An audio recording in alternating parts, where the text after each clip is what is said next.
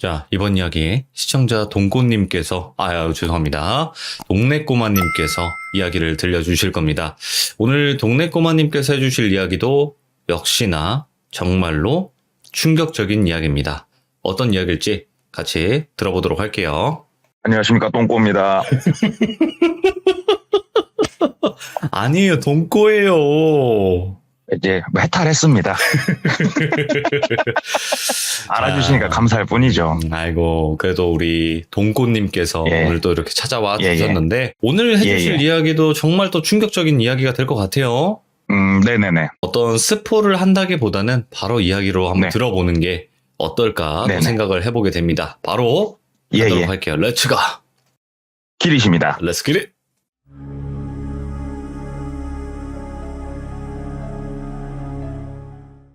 이 이야기는 지극히 현실에 있는 일이고 또 제 개인적인 입장에서는 더 조금 무섭게 다가왔던 게 이런 업을 과거에 하셨던 분을 브로커로서 가운데서 연결을 하셨던 분을 또 알고 있어서 더더욱이 저한테는 현실로 다가온 이야기여서 좀 저한테는 무서운데 전달 한번 해보려고 해요. 뭐지? 이 이야기는 일단은 경기도권에 있는 제 지인이 해준 얘기인데 이분도 자동차 영업사원이에요. 이제 저랑 브랜드는 다르고 친분이 있어가지고 같은 브랜드에 있다가 타 브랜드로 이직을 하신 케이스인데 이분이 상당히 예전에 겪었던 일이에요. 보통 자동차 매장이 있으면 좀 작아 보여도 그 매장 안에는 보통 15명에서 20명 정도의 영업사원이 일을 하고 있어요. 네. 그러면 그 안에서도 선배와 후배가 나뉘고 또 새로 들어오면 신입사원이라고 해가지고 시험도 보고 이런 식으로 이루어지는데 네. 이분이 일을 할 당시에 매장에 지금부터 이 사람을 꼰대라고 표현을 해볼게요. 꼰대 영업사원이 한 명 있었어요. 뭐 그 매장 사람들 중에서는 한 중간에서 약간 밑에 정도 짬바가 되는 그 정도 사람이 있었는데 이 사람이 왜 꼰대냐면은 예전에 조금 주먹도 많이 휘두르고 다녔고 몸도 상당히 좋고 그리고 성격이 굉장히 호전적이고 위아래가 없어요. 일단 뭐 선배가 됐건 뭐가 됐건 일단 자기 마음대로 좀 내지르는 스타일이고 근데도 불구하고 실적도 어느 정도 나오고 또 서로 지킬 거는 최소한의 건 지키면서 일을 하기에 선배들도 굳이 크게는 안 건들지만 선배들하고의 트러블도 나는 그런 좀 완전 꼰대 중에 꼰대 30대 초중반 정도 되는 사람이 한 명 있었다고 해요. 네. 근데 이 매장은 이 사람이 있은 이후로 거의 신입사원이 생기지가 않는 거예요. 왜 그러냐면 보통은 자동차 영업이라는 게 신입이 많이 들어오고 그만큼 또 많이 못 버티고 나가요. 근데 신입이 들어오면은 이 꼰대 양반이 신입을 거의 영원히 가출돼서 이 회사를 나가게끔 만드는 그런 역할을 하고 있었던 거예요. 네. 근데 선배들이 왜 그걸 말리지 않았냐? 영업사원들 입장에서는 신입이 못 버티고 나가는 게 좋아요. 신입이 들어오는 것 자체가 별로 반갑진 않아요. 저희 세계에서는. 예. 그러면 반갑지 않으니까 선배들도 그냥 쉬쉬하고 있는데 그러던 어느 날 신입이 한 명 입사를 한 거예요. 앞으로 이 사람은 그냥 이야기하기 편하게 신입이라고 표현을 해볼게요. 신입이 들어왔는데 그 신입의 나이는 20대 후반 정도 되는 신입이 들어왔대요. 그래서 교육도 하고 뭐 롤플레이라고 해서 서로 뭐 또 해보고 하는데 아니나 다를까 꼰대가 꼰대짓을 시작을 했다고 하더라고요.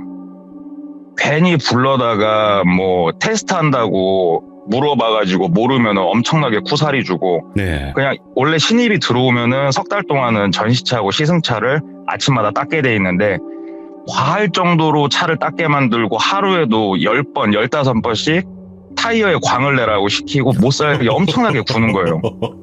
근데 이 신입이 독할 정도로 인상 한번 안 찌푸리고 다 받아주더래요. 다 받아주니까 이 꼰대가 이제는 데리고 술을 먹으러 다니더래요. 근데 이 꼰대가 거의 알코올 중독이래요. 낮에는 술을 안 마시는데 이제 술 좋아하시는 분들은 뭐 술씨라고 하던데 해만 떨어지면은 가갖고 소주를 그렇게 하루도 안 쉬고 먹는 사람인데 신입을 데리고 나가서 새벽 3시, 4시까지 술을 먹이고 다음날 출근을 하면 본인은 아침 회의 끝나면은 집에 가서 자든지 어디 짱박혀 자든지 하고 신입은 못 살게 하루 종일 또 굴리는 진짜로 사람을 피를 말리게끔 하는데도 신입이 버티더래요. 그래서 주변의 선배들도 신입이 참 안타깝고 해서 제 지인분이 가가지고 많이 따독여줬대요. 많이 힘들지. 아이고. 원래 영업조직이라는 곳이 좀 이런 곳이다 하면서 따독이니까 신입이 멋쩍 웃으면서 한번 이겨내 볼게요. 이렇게 얘기하는 정말 착한 그런 젊은이였다고 이렇게 기억을 하더라고요. 대단하네요. 예. 예.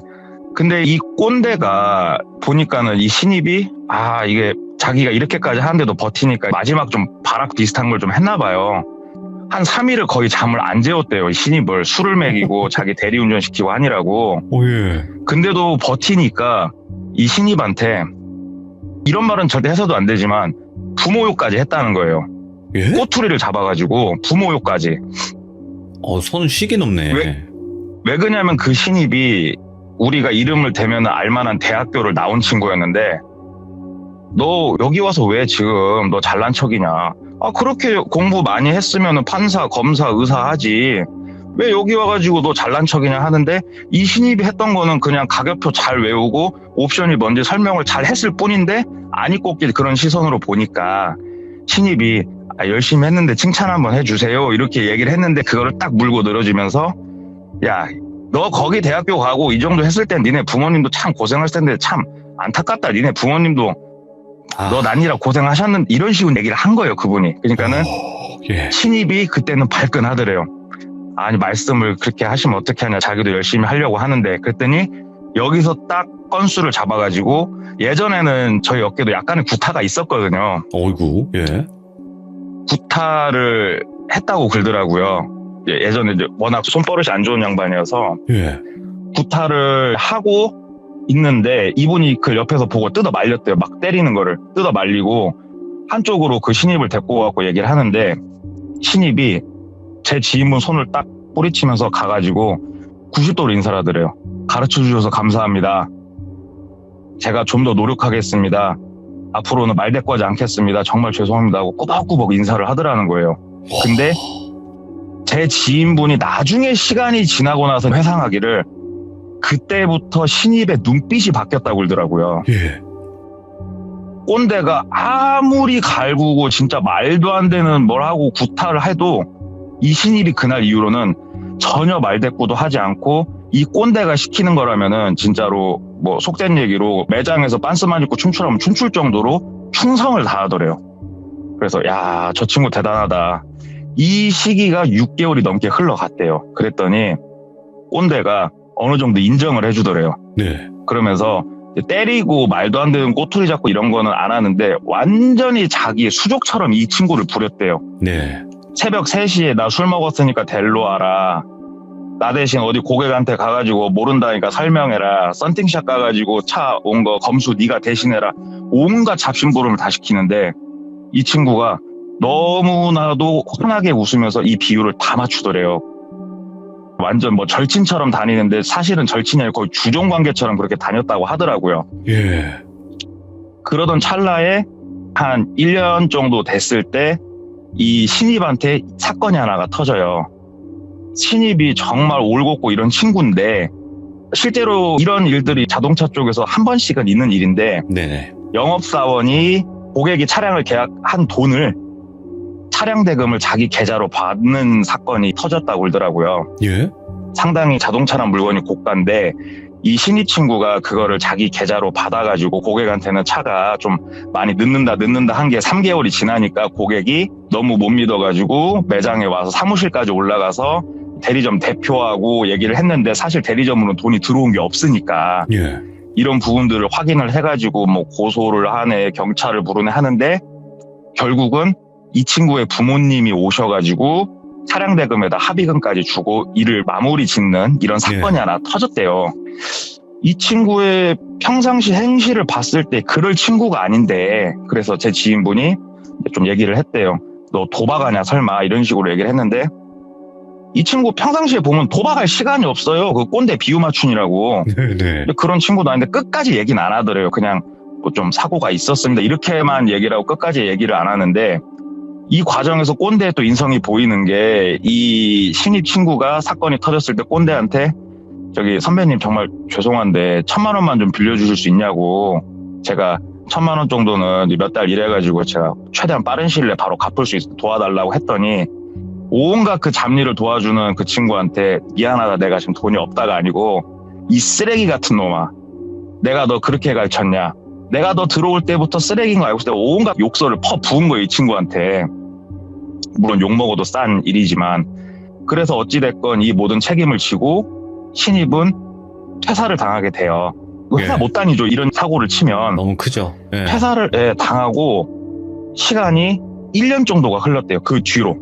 그래서 이 신입의 사건은 머릿속에서 다들 어느 정도는 잊혀지고 할 무렵에 이 꼰대 양반이 아무리 술을 먹어도 아침 출근 시간은 칼같이 지키는 사람인데 네네. 어느 날 아침에 딱 출근을 안 하더래요. 그래서 이 꼰대가 뭐 이런 일이 다 있네 하고 생각을 했는데 다음날 연락이 왔는데, 꼰대가 원룸에 살았는데 원룸 그 들어가는 공동현관 입구에서 괴한한테 피습을 당해가지고 그 사람 아킬레스건 있지 않습니까? 예?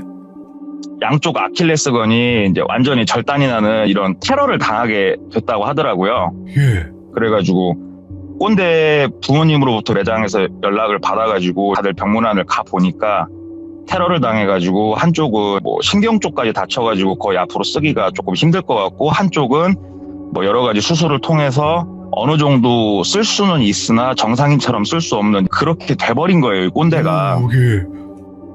근데 많은 사람들이 슬퍼해주면서도 한편으로는 쌤통이다고 생각이 될 정도로 평상시 꼰대 행실이 굉장히 안 좋았거든요. 예. 그래서 꼰대가 그렇게 입원을 하게 되는데, 꼰대하고 얘기를 해봤더니 술을 잔뜩 먹고 자기 원룸으로 들어가고 있는데 뒤에서 CCTV를 봤더니 괴한이 쇠공이라고 해야 되나? 이런 걸로 자기 그 뒤 목을 가격을 하고 술 먹은 상태니까 쓰러지니까 그대로 잡고 생각하시는 그 행위를 한 거예요. 네네. 그리고 그 괴한은 바로 그 자리를 떴는데 이미 경찰에도 신고를 했고 네. 수사 중이라고 이렇게 얘기를 하더라고요. 그래서 참 저놈은 평상시에 원한 살 때가 많으니까 누가 억한 심정을 가졌을 수도 있다, 이렇게 그냥 생각을 하면서, 사실상은 넘 일이니까 네. 다들 그냥 그런갑다고 있는데, 한 3개월, 4개월 딱 지났는데 그 신입한테서 연락이 왔대요, 제 지인한테. 네네. 모르는 번호여서 받았더니 그 신입이더래요. 그래서 잘 사냐 그랬더니 예, 저 잘 살고 있습니다. 그러냐. 그러면서 그 제 아는 사람이 그쪽 브랜드의 차를 지금 하나 사려고 하는데 제가 매장에 가면은 그 꼰대 선배님 얼굴 보기가 좀 껄끄러우니까 바깥에 카페에서 만나갖고 얘기를 좀 하면 안 되겠냐고. 그래가지고 그러자고. 왜냐면 차 산다니까 또 한 걸음에 뛰어나갔다고 하더라고요. 네. 그래서 차에 대해서 간략하게, 왜 이 친구도 차에 대해서 아니까 간략하게 얘기를 하고, 뭐 당연히 꼰대 근황에 대한 얘기가 나올 수밖에 없죠.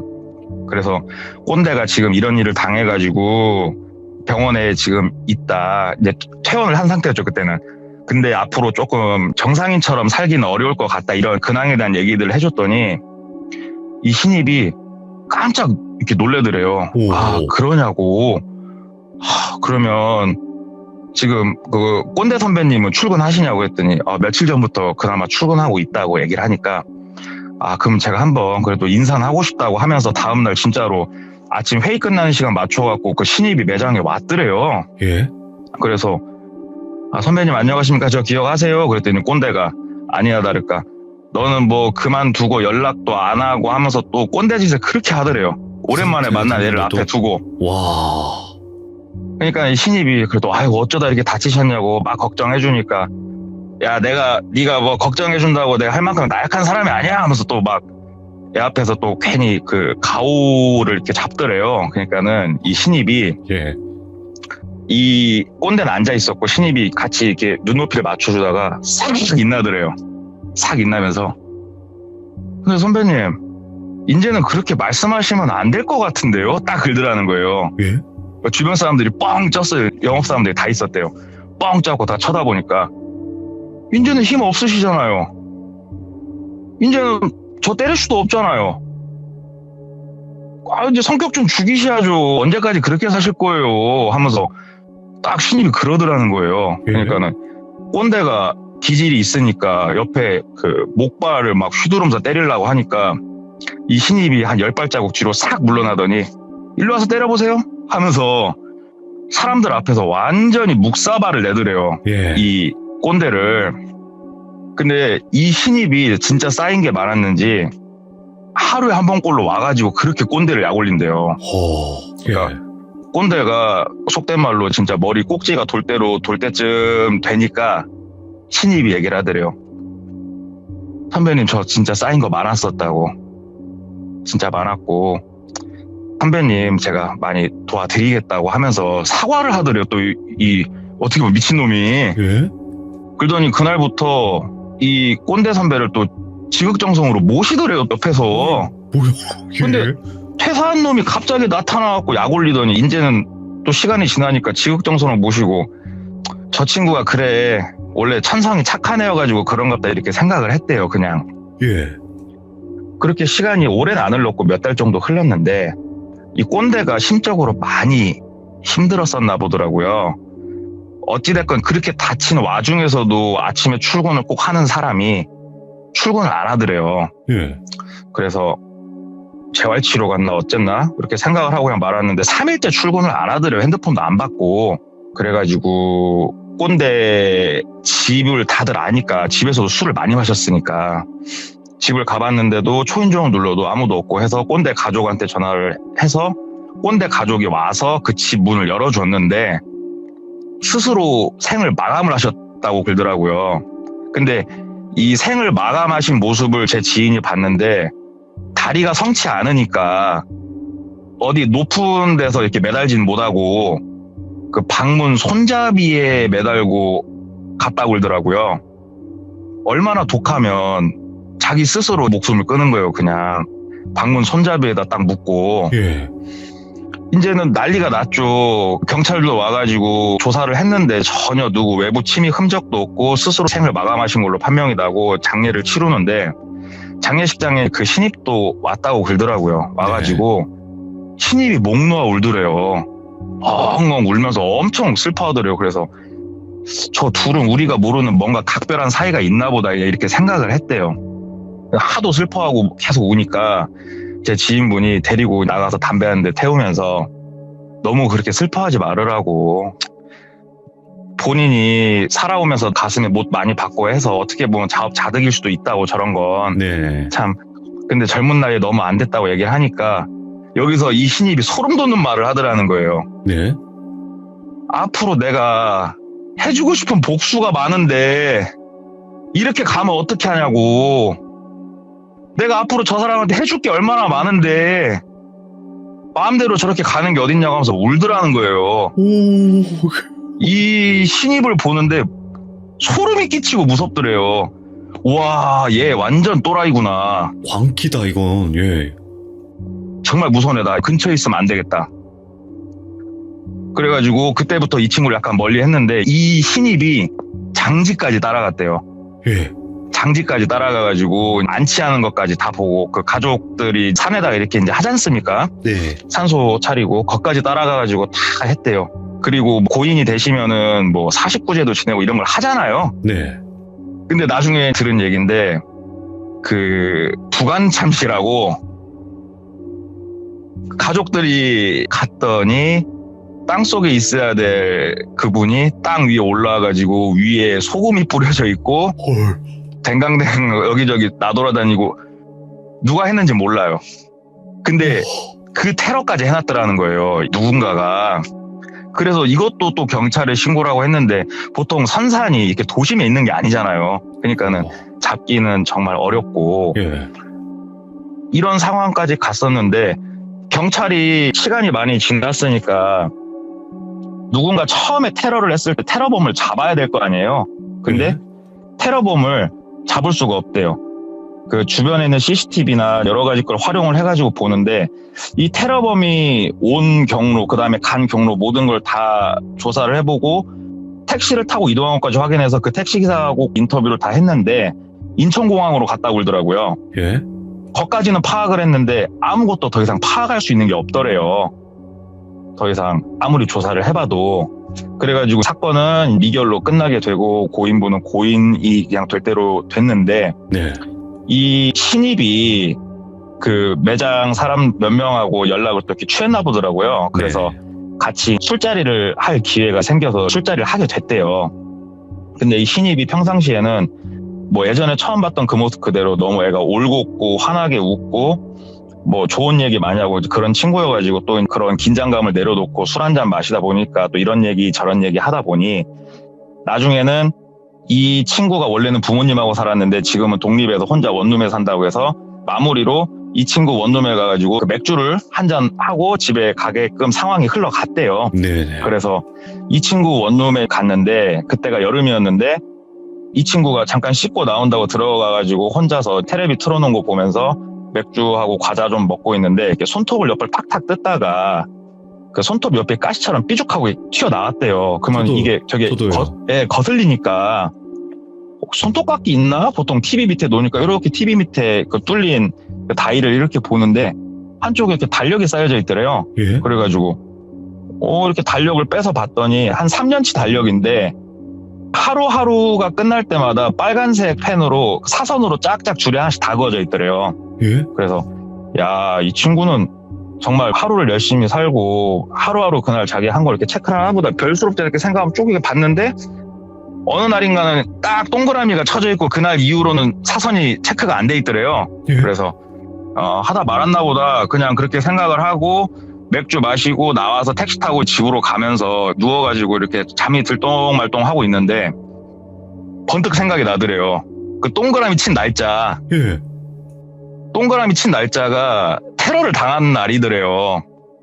꼰대가 테러를 당한 날이더래요. 근데 그 CCTV나 모든 걸 봤을 때 이 신입의 체형하고는 완전히 다른 사람이었다고 나중에 알았더라고요. 본인이 그걸 알고 나서 가족들한테 연락해가지고 거기까지 이분이 한번 물어봤다고 그러더라고요. 근데 예. 완전히 다른 사람이라서 이거는 배제할 수밖에 없었고 또 이 친구가 그만두고 1년이 넘은 시간에서 다치고 본인을 만나서 얘기를 듣고 만난 거였잖아요. 네. 그러니까 그럴 일은 없는데 기가 막히게 그날 빨간색으로 체크가 딱 돼 있더래요. 그래서 저 꼰대하고 이 신입하고는 뭐 운명의 장난이 있나 그러면서 찜찜한 기분을 놓지 못하는데 그 이후로도 한두 번 더 만났대요. 예. 한두 번 더 만나가지고 이제는 포차에서 늦은 시간까지 딱 술을 마시면서 복수에 대한 서로 간에 갖고 있는 개념에 대해서 얘기를 좀 하게 됐대요. 그쪽으로 얘기가 흘러가서.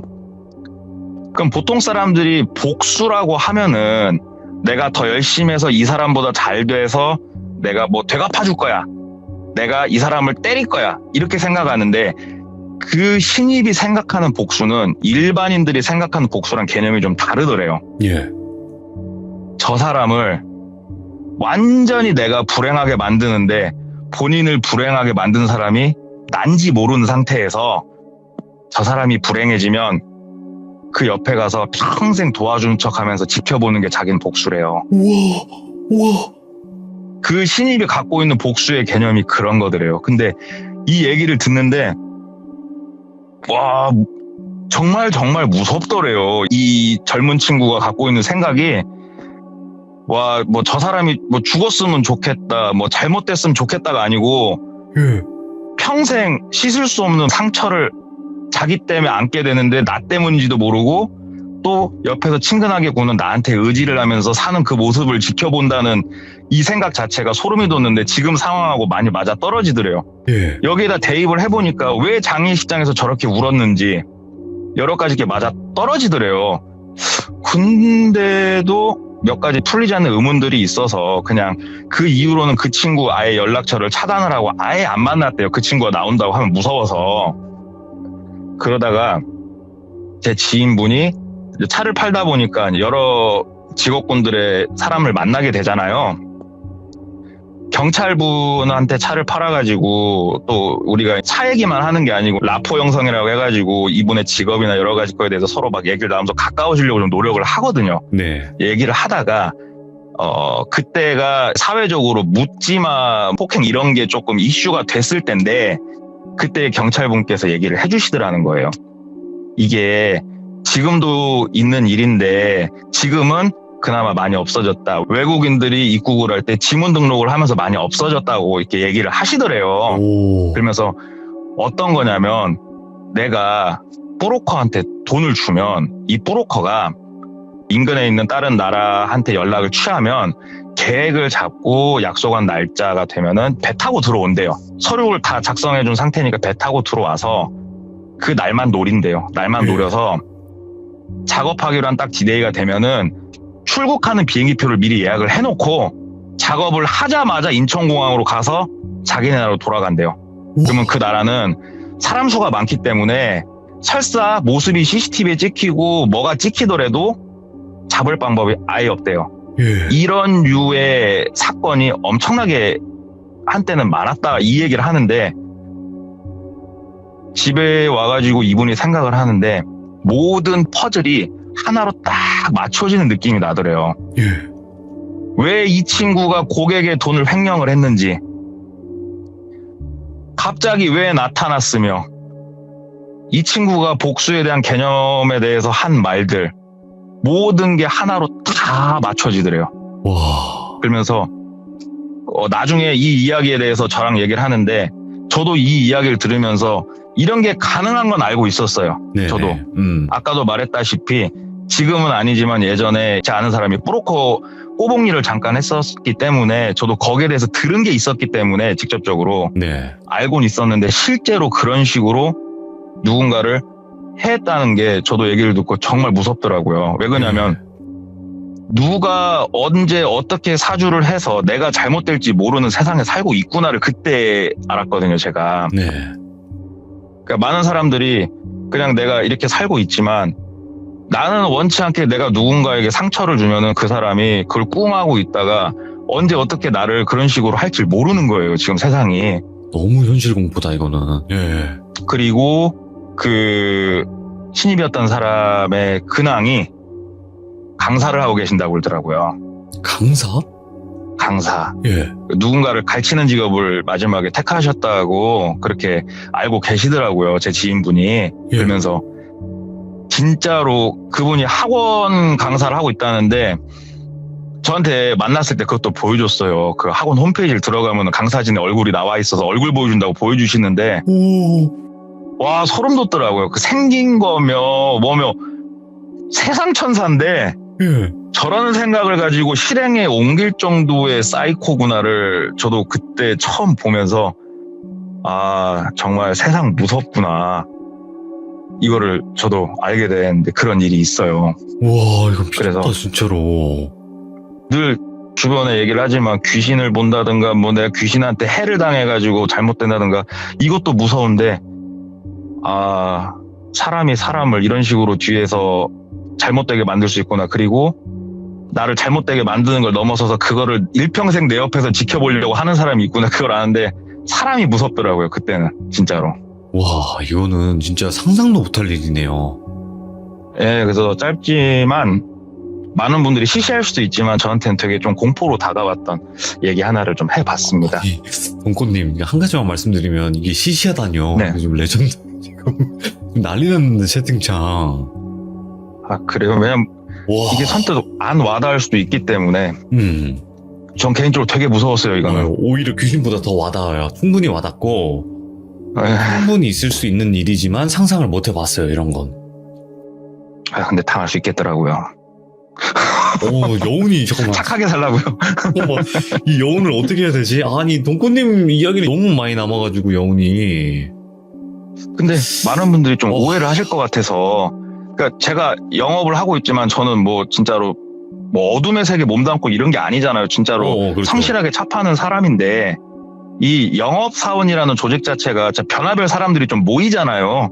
그러다 보니까 솔직히 귀신하고 싸웠던 사람은 저는 아직까지 직접적으로는 없는데 좀 이렇게 사회 이면에 있는 이런 일들은 좀 많이 듣게 되더라고요. 여러 영업사원들을 통해서. 그래서 제가 좀 이상한 사람이 아니다는 것만 좀 알아주셨으면 좋겠어요. 아닙니다. 여기서 그냥 재미로 말씀드리는 거지만 진짜 이런 일들이 영화에서만 벌어지는 거라고 우리는 생각을 하잖아요. 이거는 철저하게 현실이에요. 100% 현실이에요. 이건 제가 장담합니다. 현실이 오히려 영화보다 무서울 때가 더 많다는 거예요. 아, 그런 것 같아요. 진짜로 동네 꼬마님, 예, 예. 아니, 자동차 영업사원분에게 이런 얘기까지 들을 줄 몰랐습니다. 진짜로. 진짜. 진짜 처음 이야기부터 지금까지 해주신 예, 이야기가 예. 전체 다 레전드인데, 이런 분도 참 아유, 드물기도 하죠. 너무 이야기 잘해주셔가지고, 진짜 감사드립니다. 아유. 감사합니다, 네. 돌변님. 그러니까 사람은 착하게 살아야 된다는 게 변함이 없습니다. 예, 예. 그쵸? 저 착하게 살아요. 네, 제 착하게 살아야 돼요. 아니, 동네 꼬마님은 착하게 사실지 모르겠지만, 저랑 네. 시청자분들도 남에게, 예. 진짜 밑보이고 살면 안 되겠구나, 이런 생각이 드네요. 그니까 말입니다. 알겠습니다. 감사합니다. 고맙습니다. 동네 꼬마님. 예, 감사합니다. 들어가세요. 와, 이거는 여러분들 너무 충격적이에요. 그러니까 복수의 개념이 이렇게 다를 수 있을까? 근데 분명히 이야기를 들어봤을 때는 그 꼰대가 잘못한 건 맞아요. 꼰대가 잘못한 건 맞는데 잘못했으면 다른 쪽으로 더 성공을 해서 복수를 하는 개념이 맞는 거지. 이렇게 하는 거는 이건 양쪽 다 무서운 일이 되는 거기 때문에 이거는 진짜 소름 끼치네요. 사람은 겉만 봐서는 아무도 모릅니다, 여러분들. 그러니까 항시 조심하시고 항시 조금 더 알아가 보는 방법도 좋을 것 같습니다. 시청해주신 모든 분들 감사합니다. 고맙습니다.